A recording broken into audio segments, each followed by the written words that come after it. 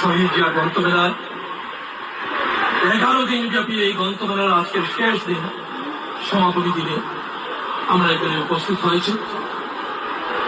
আজকের এই আলোচনা সভায় সভাপতিত্ব করছে সাজল আহমদ সাজু, যে অত্যন্ত কষ্ট করে আমার মনে হয় সিলেটে প্রথম শহীদ জিয়ার নামে কোনো গ্রন্থমেলা অনুষ্ঠিত করবে। তার জন্য তাকে আমি ধন্যবাদ জানাচ্ছি। প্রথমে একটি কর্তারের সাথে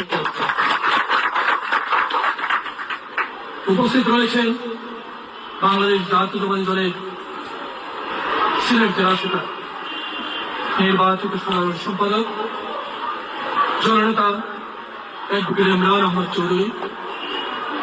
উপস্থিত রয়েছেন বিশেষ অতিথি হিসাবে বিমানবন্দর থানা বিএনপির আহ্বায়ক আব্দুল কাদের শামসু, ও উপস্থিত রয়েছেন এখানে মুখ্য আলোচক হিসাবে, যাকে বিগত দিনেও আমরা যখন কঠিন সময় ছিল কাউকে পেতাম না, সেই সময়ে যিনি আমাদের এই ধরনের প্রতিটি আলোচনার সভায় উপস্থিত হয়েছে শাহজালাল বিজ্ঞান ও প্রযুক্তি বিশ্ববিদ্যালয় সম্মানিত অধ্যাপক ডক্টর মোজাম্মেল হক। উপস্থিত রয়েছেন সিলেট মদন মোহন কলেজের অধ্যাপক জনাব মনিরুল ইসলাম সহ আমাদের স্বেচ্ছাসেবক দলের সিনিয়র যুগ্ম আহ্বায়ক আব্দুল সামাদ তুহেল সহ এখানে যারা বিভিন্ন সাংবাদিক ভাইরা এবং কবি সাহিত্যিক এই গ্রন্থমেলার সাথে যারা সংযুক্ত রয়েছে সবাইকে প্রথমে মোবারকবাদ জানাচ্ছি। আজকে বক্তব্যের শুরুতে গভীর শ্রদ্ধার সাথে স্মরণ করছে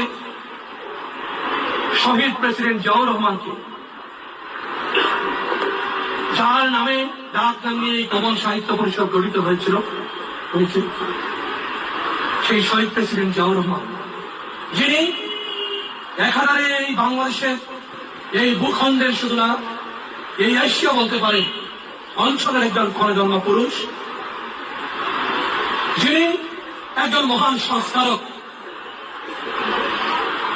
যিনি একজন দেশপ্রেমিক জাতীয়তাবাদী শুধুই নন, একজন জাতীয়তাবাদী নেতাই শুধু নন,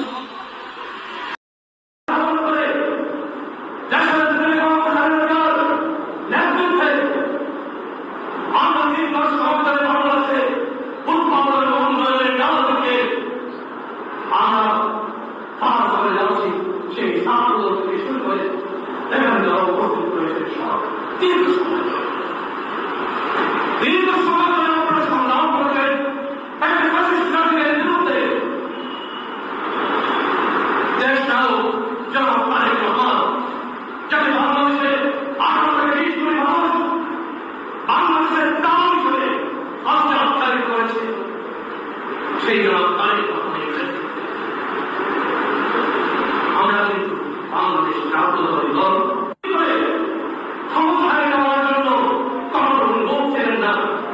বাংলাদেশের মানুষের স্থান করার জন্য তার জীবন বিসর্জন দিয়ে সে নাগরিকদের কোনটা করেননি।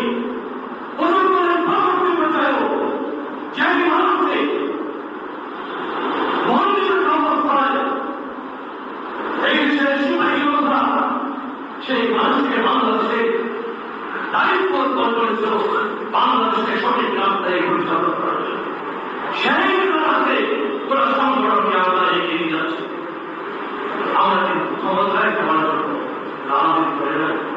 এই দলের নেতা যেমন আমাদের শিখিয়ে দিয়েছে বাংলাদেশের মানুষের রাজনীতি করার জন্য, সেই রাজনীতি আমাদের কার্যরত আমাদের দেশ তাদের আমাদের নেতৃত্ব করে যাচ্ছে।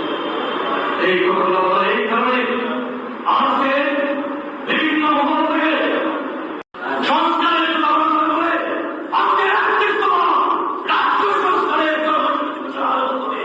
প্রতিদিন বাংলাদেশ জাতীয়তাবাদী দলের প্রতিটি সমাজে বাংলাদেশের মানুষকে তাদের তাদের আছে প্রতিটি গ্রামে প্রতিটি সংস্কার করা হচ্ছে। সেই দলকে সংস্কারের বলে নির্বাচনের চিন্তা যাবে না, এরা মুখার সঙ্গে আমরা মনে করেছিলাম ইতিহাসের সময় নাম করে নাম দেখাবে ডাক্তার ইউনূস নেতৃত্ব বাংলাদেশে গণতন্ত্র আমরা এখন সেটা বিশ্বাস করতে চাই। কিন্তু আপনি যদি ভুল করে আসেন তাহলে ইতিহাসের আমরা বাংলাদেশিরা সেভাবে সম্মান দিতে জানি, কিন্তু কোন লোক যখন সম্মান পেতে গিয়ে সম্মানের মানুষের সম্মান নিতে পারে না,